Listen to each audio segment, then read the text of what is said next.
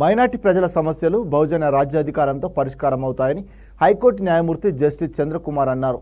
ఈ మేరకు నిజామాబాద్ కామారెడ్డి ఉమ్మడి భూ సదస్సు జిల్లా కేంద్రంలోని న్యూ అంబేద్కర్ భవన్లో BLF జిల్లా కన్వీనర్లు సబ్బిని లత, కె శ్రీనివాస్ అధ్యక్షత జరిగిన భూ సదస్సుకు ఆయన ముఖ్య అతిథిగా హాజరయ్యారు. ఈ సందర్భంగా చంద్రకుమార్ మాట్లాడుతూ భారతదేశంలో ఏ రాష్ట్రంలో లేని విధంగా తెలంగాణ రాష్ట్రంలో బహుజన కులాల ప్రజలు 93% ఉన్నారన్నారు. బహుజన శ్రామిక ప్రజల రాజకీయ నాయకత్వంలో ఏర్పడే బహుజన రాజ్యాధికారంలో మాత్రమే ప్రజల సమస్యలు పరిష్కారం అవుతాయన్నారు.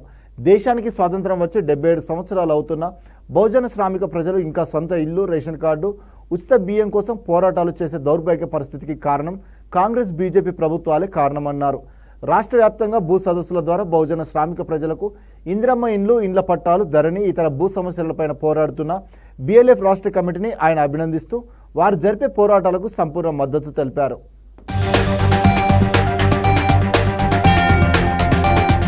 ఇవాళ గూడు కావాలనే ఉద్దేశంతో ప్రభుత్వ స్థలాల్లో, ప్రభుత్వ భూముల్లో అనేక నెలల తరబడి, సంవత్సరాల తరబడి గుడిసెలేసుకొని నివాసం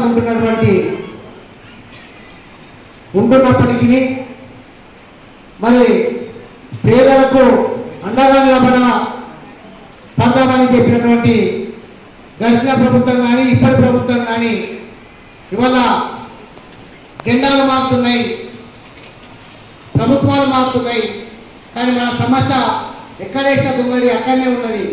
ఎందుకోసం అంటే తెలంగాణ రాకముందు తెలంగాణ వస్తే అన్ని సమస్యలు పరిష్కారం అవుతాయని సర్కారు ఇచ్చినటువంటి కేసీఆర్ మరి అనేక వాగ్దానాలతోటి మన ముందుకు వచ్చి ఇందిరమ్మ ఇల్లు అక్కిపెట్టేలాగా ఉన్నాయి, కోళ్ళు కొనుక్కోవాలన్నా, పండు కట్టేసుకోవాలన్నా, కొడుకు కోడలు ఉండాలన్నా ఇబ్బందిగా ఉన్నది. మా టీఆర్ఎస్ ప్రభుత్వం అధికారంలోకి వస్తే అందరికీ డబుల్ బెడ్రూమ్ కట్టిస్తామని వాగ్దానం చేసినటువంటి కేసీఆర్ ఇవాళ ప్రజలకు ఇచ్చినటువంటి వాగ్దానము అమలు చేయకముందే ప్రజల ఉసురు తగ్గి ఇవాళ గద్దె దిగినటువంటి పరిస్థితి వల్ల ఉన్నది.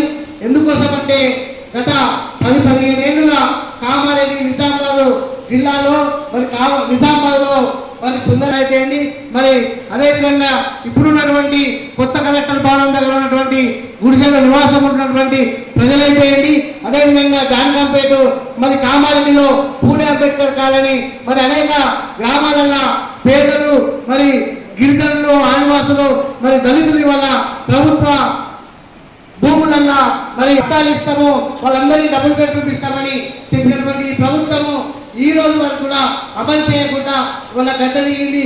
మరి ఎంతో గొప్ప ఆశతోటి మరి ఆ ప్రభుత్వాన్ని ఓడగొట్టి వాళ్ళ కాంగ్రెస్ ప్రభుత్వానికి ఓటేస్తే మరి కాంగ్రెస్ ప్రభుత్వం కూడా వాళ్ళ 6 నెలలు అవుతున్నది. సంవత్సరం గడిచినా వాళ్ళ పేదలకు ఇచ్చినటువంటి వాగ్దానము ఈ రోజు కూడా అమలు కావడం లేదు.